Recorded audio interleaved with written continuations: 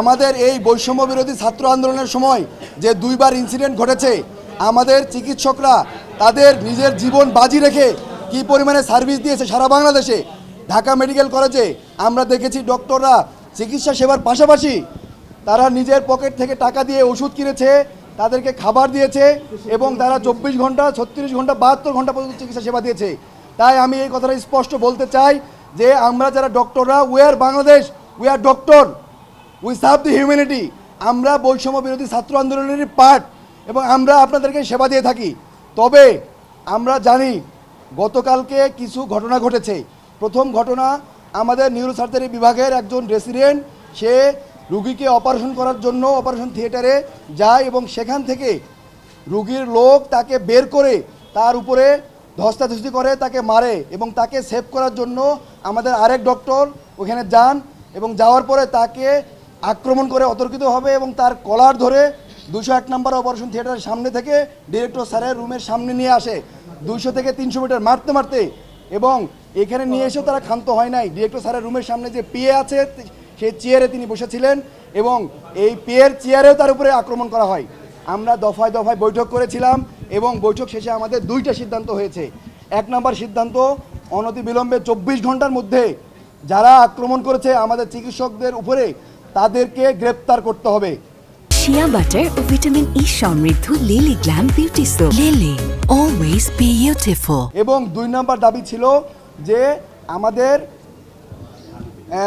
Security নিশ্চিত করতে হবে।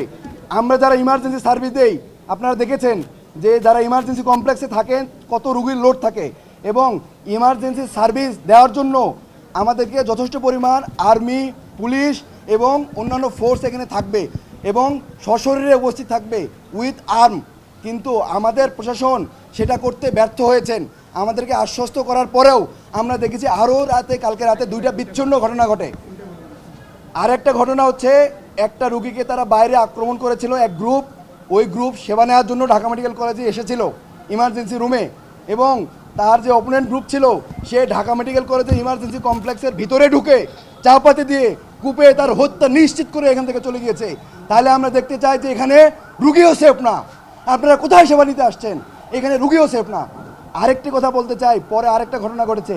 আরেকটা ওসেকে, আমরা জানেন যে ইমার্জেন্সি রুমে ওসেকে একটা ক্রিটিক্যাল রুগী এসেছিল ক্রনিক কিডনি ডিজিজের, সেই রুগী মারা যায়। মারা যাওয়ার পরে এই রুগী মারা যাওয়ার পরে আমার ডক্টর, ইমার্জেন্সি মেডিকেল অফিসার এবং অন্যান্য ডক্টরের উপরে হামলা হয় এবং ইমার্জেন্সি কমপ্লেক্স ওসেক ভাঙচুর করা হয়। তাই আমরা দেখতে পাই যে এখানে ডক্টর, রুগী কেউই নিরাপদ না। আমরা কালকে ডিরেক্টর স্যারের অনুমতিতে আশ্বাসে কালকে রাত 11টা বাজে আবার কর্মক্ষেত্রে ফিরে যাই।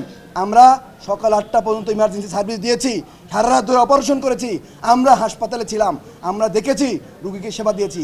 স্যারের কথায় আশ্বস্ত হয়ে যেহেতু আমরা কাজ করেছি, কিন্তু আমরা কোনো সিকিউরিটি ফোর্স এখানে ভিতরে দেখি নাই। সিকিউরিটি ফোর্স তারা বাইরে ছিল, কিন্তু ইমার্জেন্সি কমপ্লেক্সের সামনে সশরীরে উইথ উইপন্স থাকার কথা ছিল, আমরা সেটা দেখি নাই। তাই আমরা বাধ্য হয়ে নিজের সিকিউরিটির জন্য আমরা আজকে থেকে কর্মবিরতিতে যাচ্ছি।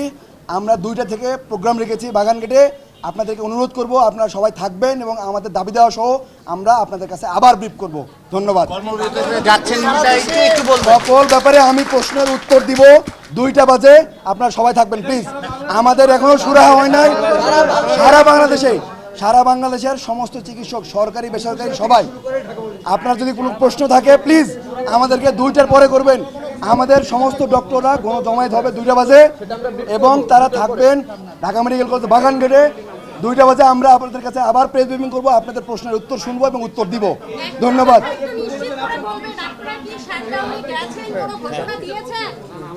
হ্যাঁ,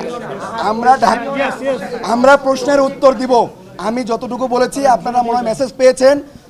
আমরা সমস্ত প্রশ্নের উত্তর দিব। 2টা বাজে আপনারা বাগান গেটে থাকবেন, আমাদের আরও লোকজন আসবে, আমরা তখন আবার ব্রিফ করব, আপনাদের প্রশ্নের উত্তর শুনবো। আপনারা আমাদের সাথে থাকেন, আপনারা আমাদেরই পার্ট, আমরা আপনাদের বাইরের কেউ না। We are Bangladesh.